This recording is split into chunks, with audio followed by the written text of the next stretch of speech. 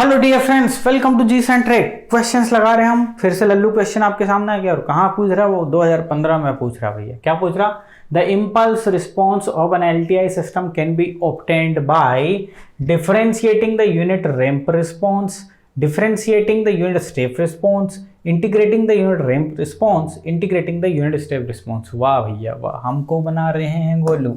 ht is nothing but d by dt of step response. देखा है कि नहीं देखा? अरे स्टेप रिस्पॉन्स देखा था कि नहीं? Integration of h of t dt है ना। दो तरीके से पूछ सकते हैं। अभी 2015 में उन्होंने इस टाइप से दिमाग लगा लिया, हो सकता है आपके आने वाली एग्जामिनेशन में इस टाइप से दिमाग लगा लीजिए। आपके फंडे क्या है? क्लियर है? तो आपके लिए क्या है? कुछ भी नहीं सर। आगे बढ़ता हूँ, चलिए ये रहा क्वेश्चन। वाह सर, ये है एक इक्वेशन और पूछ रहा है the response of the system at T equal to infinite. Response of the system at T equal to infinite पूछा हुआ है। सर कैसे फाइंड करेंगे? अरे डिफरेंशियल इक्वेशन है, डिफरेंशियल इक्वेशन है तो एक्स के फॉर्म में हम इसे क्या कर सकते हैं?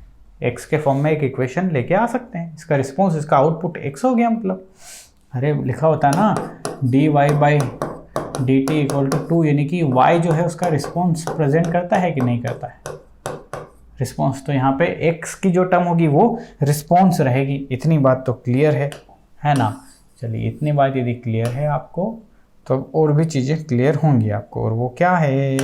वो है दिस कि इस डिफरेंशियल इक्वेशन को, अब देखो यहाँ पे कोई भी इस पूरे इक्वेशन में आपको क्या नहीं दिया, आपको उसने मेंशन करके नहीं दिया इनिशियल कंडीशन, तो जीरो बाय डिफॉल्ट मानना है। अब आप लाप्लास ले लेंगे तुरंत। आपको पता है this is nothing but the S square x of S, plus आगे बढ़ेंगे 6s x of S, plus आगे बढ़ेंगे 5x of S. This is the equation over here this side. What about this? ये हो जाएगा 12 बाई एस माइनस ये क्या हो जाएगा 12 e to the power minus 2t है। So this is nothing but s plus 2। क्या दिक्कत है भाई इसमें? मैंने क्या लिया? लाप्लास ही तो लिया है। x ऑफ s की वैल्यू इधर रख लो। x of s is equal to 12 by S minus 12 upon S plus 2 divide by बोलेंगे sir s square plus 6s plus 5, ये बोलेंगे सर हम। ठीक है, इतनी बात क्लियर है? तो ये एक्स ऑफ एस है। नाउ पूछ रहा है response of the system at T equal to infinite. T equal to infinite मतलब क्या? Final value. रिस्पॉन्स क्या है इसका? एक्स ऑफ टी है। एक्स ऑफ टी की वैल्यू पूछ रहा है टी इक्वल टू इनफाइनाइट पे। तो एक्स ऑफ टी हमारे पास है क्या? हम कर सकते हैं। कैसे कर सकते हैं? इसका इन्वर्स ले सकते हैं, एक्स ऑफ टी फाइंड कर सकते हैं। बट कौन दिमाग लगाएगा? बेवकूफ लोग लगाएंगे गेट एग्जामिनेशन में। आपको तो तुरंत करके जाना है। लिमिटेड टाइम पीरियड है बेटा। गेट में क्या करना है? किल करना है, गर्दा उड़ाना है गेट में, है ना। खैर यहाँ आइए, इसकी वैल्यू यदि है तो आपको कुछ एक्स्ट्रा फाइंड करने की जरूरत नहीं है, एक्सेस से ही काम चला लेंगे। But the formula is final value theorem and that says s tends to 0 s x of s, X of S. इतनी कहानी क्लियर है आपको? ये सिस्टम स्टेबल ही होगा क्योंकि इसमें आप देख रहे हो कोई भी पॉजिटिव रियल रूट है क्या? नहीं। इसको यदि सॉल्व करोगे नेगेटिव रियल ही रूट आएंगे आपके पास। चलो तो कर देते हैं ना अपन। X T is equal to limit S tends to, इसी को बार बार लिखना नहीं पड़ेगा, मॉडिफाई कर दूं?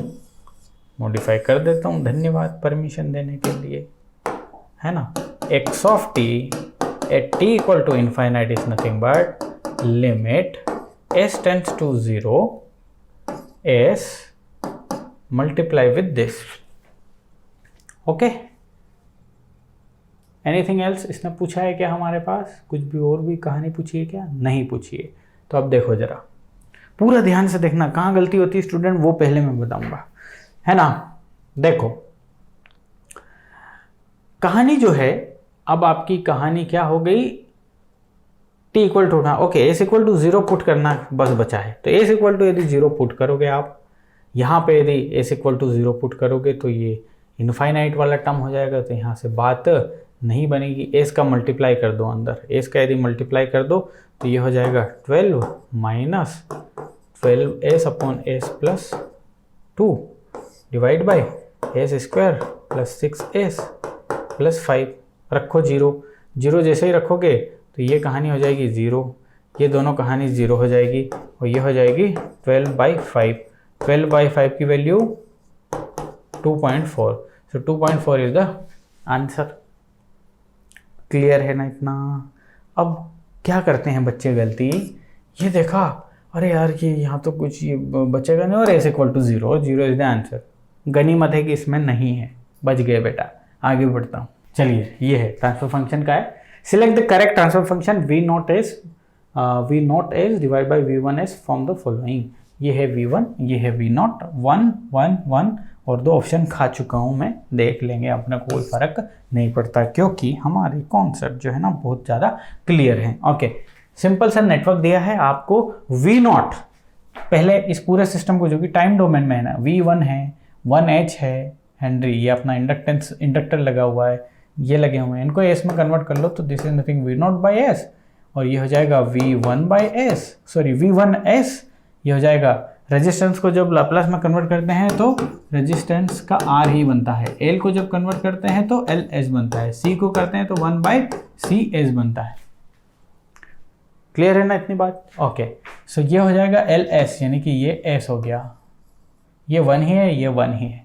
अब ये V naught S है इन दोनों पॉइंट के अक्रॉस, ये पॉइंट जो है ना इनके अक्रॉस आपके पास V naught S है ना, इस पॉइंट के अक्रॉस 1 और S दोनों पैरेलल हैं, तो इनको पहले सोल्व कर दो। सोल्व करने पे आपका जो सर्किट बनेगा वो कैसा बनेगा, ये कि यहाँ पे ये इम्पिडेंस या कुछ ऐसा लिख लेता हूँ इन दोनों को शो करने के लिए।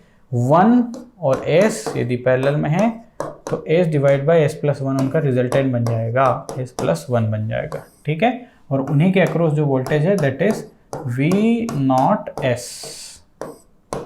क्लियर है इतनी बात? और यहाँ पे हमने दे दिया है V1 ऑफ S, यहाँ है that is 1। Now this is simply voltage division rule kind of thing, yes और नो? Tell me. सॉरी, कुछ नहीं करना भाई, डिस्टर्ब नहीं कर रहा हूँ मैं इसको, ये मेरे को वो कर रहा है। चलो यहाँ पे V naught S की वैल्यू बताएंगे जल्दी से। The resistance S plus 1 multiply with source, ये पता होगा ना आपको, ये मान के चल रहा हूँ मैं, वोल्टेज डिवीजन रूल लगा रहा हूँ, यू नो वेरी वेल। नहीं है तो ऐसा कर लो, दिस इज द रेजिस्टेंस, जिस भी रेजिस्टेंस को वोल्टेज फाइंड करना है उस रेजिस्टेंस को मल्टीप्लाई करो सोर्स वोल्टेज से, डिवाइड बाय इस सर्किट में total resistance that is 1 upon S plus 1, ठीक है इतना। अब देखो V naught S, एलसीएम ले लो और कहानी कत्लेआम मचा दो यहाँ पे, मैथमेटिक्स के साथ कत्लेआम बोल रहा हूँ बेटा मैं। S प्लस 1 यहाँ से आएगा, S प्लस 1 यहाँ से आएगा, दोनों कैंसिल कर देंगे, दिस इज S प्लस 1 और प्लस S भी आ रहा है साथ में, सो VIS को इधर लेके आ जाएंगे तो ये बन जाएगा transfer function V naught S divide by VI of S is equal to transfer function, यहाँ बचेगा S divide by 2S plus 1। है क्या ऑप्शन में? नहीं ऑप्शन में, तो बना लेते हैं एक option, S divide by 2S plus 1 is nothing but the transfer function जिसकी वैल्यू है V naught of S divide by V1 of S। कहानी खत्म हो गई, इतना लल्लू क्वेश्चन है ना। अब देखो सबसे ज़्यादा क्वेश्चन यदि कोई पूछा गया है basic concept of control system से तो वो पूछा गया है रिस्पॉन्स के बारे में। रिस्पॉन्स सबसे ज़्यादा, आप क्वेश्चंस को देखोगे पुराने ईयर को तो भरे पड़े हैं रिस्पॉन्स से। कौन सा रिस्पॉन्स? वही कौन सा, impulse response, step response, ramp response, इनकी वैल्यू दे देंगे और पूछेंगे ट्रांसफर फंक्शन फाइंड करो, है ना। तो कुल मिला के लाप्लास आना चाहिए, सब कुछ कर देंगे। आइए देखते हैं, तो ये रहा क्वेश्चन आपके सामने, क्या बोल रहा है, the response h of t of a linear time invariant system. h of t तो इम्पल्स रिस्पॉन्स होता है, but linear time invariant system क्या होता है? देखो प्यारे बच्चे, आप किसी भी सिस्टम के लिए यदि ट्रांसफर फंक्शन डिफाइन कर रहे हो ना, तो ट्रांसफर फंक्शन में जैसे एक कंडीशन है ना कि इनिशियल कंडीशन 0 होनी चाहिए, साथ में ट्रांसफर फंक्शन दूसरी कंडीशन है सिस्टम LTI होना चाहिए, लीनियर टाइम इनवेरिएंट, जो कि लीनियर रिलेशन रखे आउटपुट और इनपुट में और टाइम के साथ वेरी ना करे। टाइम के साथ वेरी करेगा तो एक proper transfer function mathematical model तैयार नहीं कर सकते हैं। फुल कोर्स में बताया ना, पूरी पर्दे के पीछे क्या है, यहाँ इतना काफ़ी। ओके, बोल रहा है the response H of T of linear time invariant system of an impulse del T under initially relax condition is H of T equal to इतना the response of this system for a unit step input U of T is वाह। Del T जब input है तो system का response आ रहा है H of T, तो यही तो क्या हो गया, इम्पल्स रिस्पॉन्स हो गया, इम्पल्स रिस्पॉन्स हो गया, और इसकी वैल्यू आ गई e to the power minus t plus e to the power minus 2t। ठीक है जी, ओके। नाउ ये पूछ रहा है कि if input is u of T तो पक्का हमें क्या मिलेगा, y ऑफ टी, और ये y of T step response होगा, इसकी वैल्यू पूछी हुई है। सर हमें तो रिलेशन पता है, किस चीज़ का रिलेशन पता है भाई तेरे को? सर हमें रिलेशन ये पता है कि स्टेप रिस्पॉन्स जो होता है, that step response is nothing but integration of, integration हमेशा 0 से t करते हैं, इस बात का ध्यान रखें, इंटीग्रेशन ऑफ इम्पल्स रिस्पॉन्स।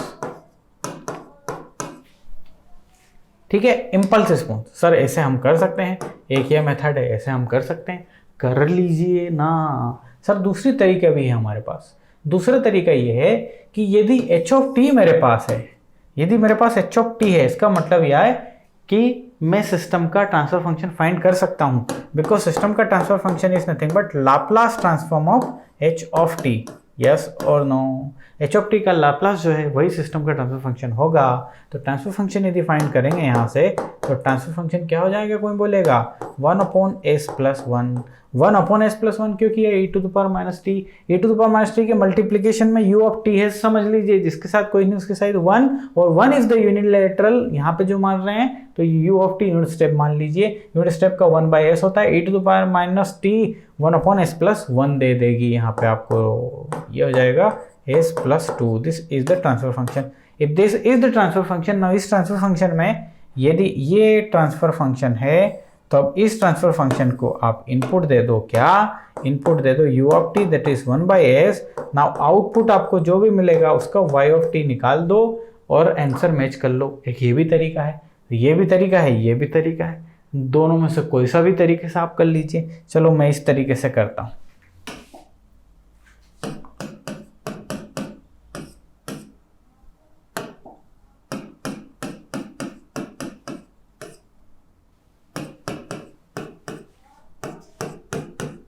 चलिए ये आ गई कहानी आपके पास, है ना। सी ऑफ एस की वैल्यू क्या है, यहाँ से हम देखते हैं जरा। सर सी ऑफ एस की वैल्यू हो जाएगी क्या, मल्टीप्लाई करते हैं ना, 1/s s+1 plus 1/s s+2। Inverse Laplace ले लेते हैं। सो इनवर्स लाप्लास लेने से पहले इसको पार्शियल फ्रैक्शन करना पड़ेगा। सो this is nothing but 1/s minus 1/s+1 यदि ले लेता हूँ मैं। आपको इनवर्स लाप्लास लेने में पार्शियल फ्रैक्शन तो पता ही होगा ना, तो उसको क्या बताना सारी चीज़ें। तो अब ये क्रैश कोर्स है, यानी कि ये मान के चल रहा हूँ कि आपको कंट्रोल सिस्टम पता है, सिर्फ हम रिकॉल टाइप का कर रहे हैं। तो इसकी यदि वैल्यू निकालेंगे तो s+1 यहाँ जाएगा, माइनस s यहाँ जाएगा, ये गेट कैंसिल हो जाएगा, बिल्कुल सत्य यही बचेगा हमारे पास।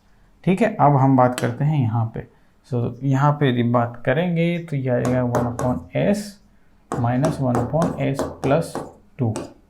ठीक है, s+2 दिस 2 ज़्यादा आएगा तो मैंने 2 का डिवाइड कर दिया यहाँ पे। This is nothing but C of S. Now अब हमारे पास कुछ भी नहीं बचा है, हमारे पास जस्ट क्या करना है, काम करते हैं, 1/s और 1/2s इन दोनों को जोड़ देते हैं तो ये हो जाएगा 1.5s हो जाएगा, माइनस 1/s+1 है ही, और माइनस ये भी है हमारे पास 1/2 गुना s+2 ये भी हमारे पास। ठीक है, चलो यहाँ से इसका इन्वर्स लाप्लास करते हैं। तो c of t is nothing but 1.5 of u of t, 1.5 Guna u of t minus ये हो जाएगा e टू द पावर क्या है ये, अच्छा शिफ्टिंग है ना, u ऑफ t में, okay. So u of t e to the power minus क्या करेंगे, t माइनस t, ओके। और उसके बाद है minus 0.5 of e to power minus 2t u of t। ये आंसर होगा हमारा, है ना। Let's match the options. हमारे ऑप्शंस इसमें मैच कर रहे हैं, option C the correct answer. Now आप फाइंड कर लीजिए किससे, दिमाग चलाइए ना, हिंट दिया मैं आपको, इंटीग्रेशन से कर लीजिए, सेम आंसर आएगा। आगे बढ़ता हूँ। ये देखिए क्वेश्चन पूछता है the unit impulse response to a second order under damped system starting from rest is given by इतना, यूनिट इम्पल्स रिस्पॉन्स है ये, unit impulse response of this, यानी कि सी ऑफ टी ये इम्पल्स रिस्पॉन्स है। C of T is equal to 12.5 e to the power -60 sin 8t, t की वैल्यू दे दी ग्रेटर इक्वल टू 0, है ना। The steady state value of the unit step response of the system is, उसने steady state value पूछी है, मतलब फाइनल वैल्यू पूछी है, लेकिन किसकी, यूनिट स्टेप रिस्पॉन्स की, यूनिट स्टेप रिस्पॉन्स की। यूनिट इम्पल्स रिस्पॉन्स की पूछी होती तो डायरेक्ट यहाँ से कर देते, लेकिन यूनिट स्टेप से पूछी है तो सिंपल, यदि सी ऑफ टी का सी ऑफ एस ले लो तो वो क्या होगा, ट्रांसफर फंक्शन होगा। कौन बोला, आपका नॉलेज बोला कि सर यदि हमारे पास इम्पल्स रिस्पॉन्स है ना तो उसका लैप्लास यदि ले लेते हैं ना तो वो ट्रांसफर फंक्शन होता है। यस और नो, ट्रांसफर फंक्शन इसका निकाल सकते हैं क्या, यस सर निकाल सकते हैं सर। 12.5 तो कांस्टेंट है, उसमें तो कोई दिक्कत है नहीं, और यहाँ पे जैसे हमने देखा था ना sin 8t है, हमने क्या देखा था, यदि sin ओमेगा नॉट t है आपके पास तो इसका लाप्लास क्या होता है, omega naught divide by S square plus omega naught square, ये होता है भैया। ठीक है, तो अब यहाँ पे जरा देखो, ध्यान से देखो, ओमेगा नॉट की जगह है यहाँ पे 8, ये ले लिया मैंने 8 divide by S square plus 8 square that is 64, but the twist is e to the power -60 भी है, e to the power minus, यदि e to the power -3t लिखा है, साथ में फंक्शन f ऑफ t लिखा है, तो f इसका जो फंक्शन का यदि ट्रांसफर f ऑफ s होगा ना उसमें +3 हो जाता है, मतलब जो यहाँ पे है उसका प्लस यहाँ पे हो जाता है। तो इसका मतलब यहाँ पे फंक्शन की भूमिका में है ये, e टू द पावर -60 का मल्टीप्लाई किया तो जो भी इसका f ऑफ s आएगा, वहाँ पे s की जगह s+3 हो जाएगा, 3 बिकॉज ऑफ दिस, यहाँ पे s की जगह s+6 हो जाएगा, तो इसको थोड़ा सा चेंज कर देंगे हम, ये हो जाएगा s+6 का स्क्वायर। बात समझ में आ गई, s+6 का स्क्वायर। ये हो गई कहानी ट्रांसफर फंक्शन की, if I am right. Okay, now in दोनों को मल्टीप्लाई कर दोगे तो वो आ जाएगा 100, ये हो जाएगा s+6 होल स्क्वायर प्लस 64। ठीक है जी, so this is nothing but c of s, transfer function of a system. Now come to the question, the steady state value of the unit step response of the system is, ये है transfer function, ध्यान से देखो जरा, ये जो है system का ट्रांसफर फंक्शन है जी, ये है ट्रांसफर फंक्शन। इस ट्रांसफर फंक्शन को आप दे दो यूनिट स्टेप यानी कि 1/s दे दो, इसका आउटपुट आएगा ना, output let's take the output c of s, output क्या आएगा, दिस गुणा दिस, सो 100 s+6 का होल स्क्वायर प्लस 64 गुणा 1/s, this is the output. ना इस आउटपुट की इनफाइनाइट पे वैल्यू पूछी है, इस आउटपुट की यानी कि c इनफाइनाइट पूछा है ना, c ऑफ t पूछा है आपसे, where t tends to infinite, तो कुछ नहीं, final value theorem, limit s tends to 0, s गुणा c ऑफ s। यस ठीक है, s गुणा c ऑफ s, s ये रहा, c ऑफ s क्या है 100 डिवाइड बाई s+6 का होल स्क्वायर प्लस 64 गुणा 1/s, s गोट कैंसल्ड, आपको s की जगह 0 रखना है, so this is nothing but 100, ये हो जाएगा 36 plus 64, 100 divide by 100 is nothing but the 1, so answer is 1। मजा आया के, अरे मजा आया क्या राजा, बहुत ज़्यादा क्वेश्चन पूछे गए हैं, सिर्फ ये रिस्पॉन्स से कर दोगे ना धड़ाधड़, आगे आ जाओ।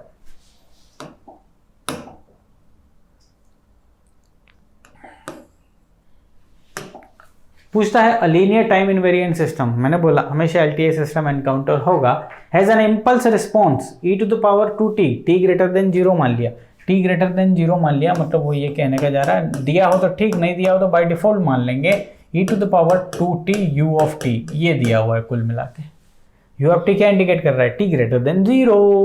ठीक है, if the initial conditions are 0, बहुत बढ़िया, धन्यवाद आपने दे दी, and the input is e to the power 3t, then output for t greater than 0 is, output for t greater than 0 is, बताइए, कमाल की बात है भाई, इसका ट्रांसफर फंक्शन मुझे पता है क्या? नहीं पता, लेकिन पता लगा सकता हूँ क्या? यस, मैं पता लगा सकता हूँ। कोई पूछेगा कैसे? सर इसका ट्रांसफर फंक्शन जो है ना, इसका एस, इसको आप एस में ले लो, हो जाएगा। इनपुट भी देख लो, e⁻3t। तो एक काम करें, s-3 इनपुट को लाप्लास में कन्वर्ट कर दिया इसके ट्रांसफर फंक्शन के लिए, इसको लाप्लास में कन्वर्ट कर दो। कौन बोला? अरे आपको पता है, क्यों नौटंकी कर रहे हो रे? s-2 हो जाएगा ये। आउटपुट क्या हो जाएगा आप बोलो? आउटपुट हो जाएगा s-2 s-3, है ना। बट ये तो इस टाइप के फॉर्म में है, तो इसको आप क्या कर दो? पार्शियल फ्रैक्शन कर दो इसका पार्शियल फ्रैक्शन कर दो ना भैया। तो पार्शियल फ्रैक्शन आएगा s-2, यहाँ s-3 ले लो, यहाँ माइनस का साइन ले लो, यहाँ 1 ले लो, यहाँ 1 ले लो। अब देखते हैं जरा, इसको सोल्व करने पे ये कहानी नहीं आती तो मैं थोड़ा मॉडिफिकेशन कर दूंगा। s-3 माइनस s+2 डिवाइड में तो वो है, उस तो कोई लेना देना नहीं है, दिस एंड दिस, तो -3 यहाँ पे आ जाता है ना, -3 आ जाता है। तो -3 आ रहा है ना, नहीं -3 नहीं, -1 आता है। तो इसको मैं प्लस बनाने के लिए माइनस से मल्टीप्लाई कर लेता हूँ, यानी कि कुछ नहीं करना, माइनस से मल्टीप्लाई करने की बजाय आप क्या कीजिए, इसको s-3 कीजिए, है ना। इसको s-3 कीजिए, इसको s-2 कीजिए। मैंने आपको सिर्फ सामने पार्शियल फ्रैक्शन प्रेजेंट किया है बस, और कुछ भी विशेष चीज़ नहीं करी। इसका इन्वर्स क्या हो जाएगा? e⁻+3t, u ऑफ s तो है ही, minus e⁻2t, u of t तो है ही, नहीं भी दिया है तो है, ठीक। तो e⁻3t माइनस e⁻2, क्या किया भाई मैं, माइनस ये आई एम राइट, ये ना बना दोगे रे, और लेते हैं।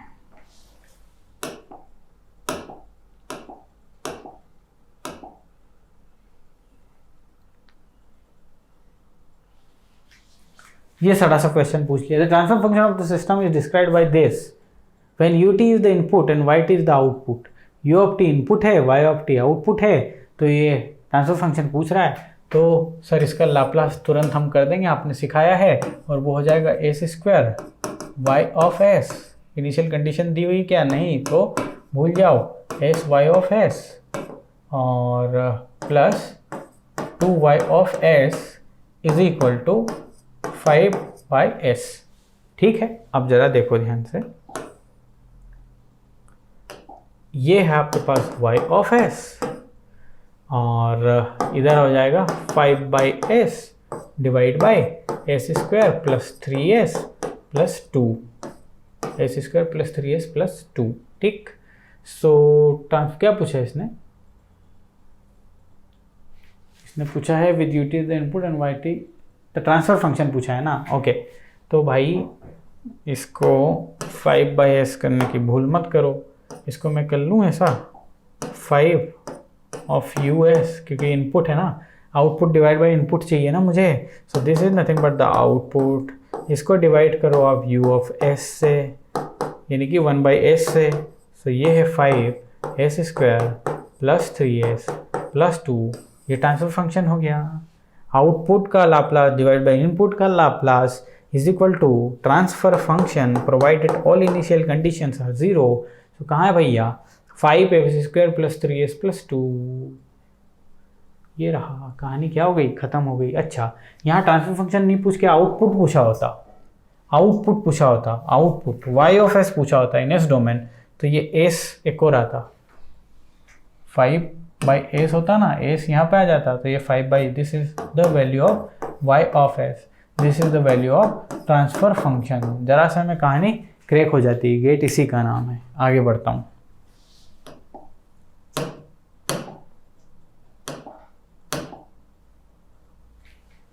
आइए जरा, impulse response of system is इतना, इम्पल्स रिस्पॉन्स है ये। Okay, then the DC gain of the system is DC gain. Okay, तो डीसी गेन क्या है राजा? डीसी गेन है स्टेडी स्टेट आउटपुट। कब steady state output? When input is unit step, है ना, unit step. Okay, impulse response of system. अब system दे दिया है, चलो ये मैं कहानी हटा दिया आपको। सिस्टम उसने दे दिया है ना। साफ करो भैया, साफ करो इनको। हाँ जी, इम्पल्स रिस्पॉन्स ऑफ सिस्टम क्या दिया हुआ है, e⁻3t sin 4t plus cos 4t, this is the impulse response h of t।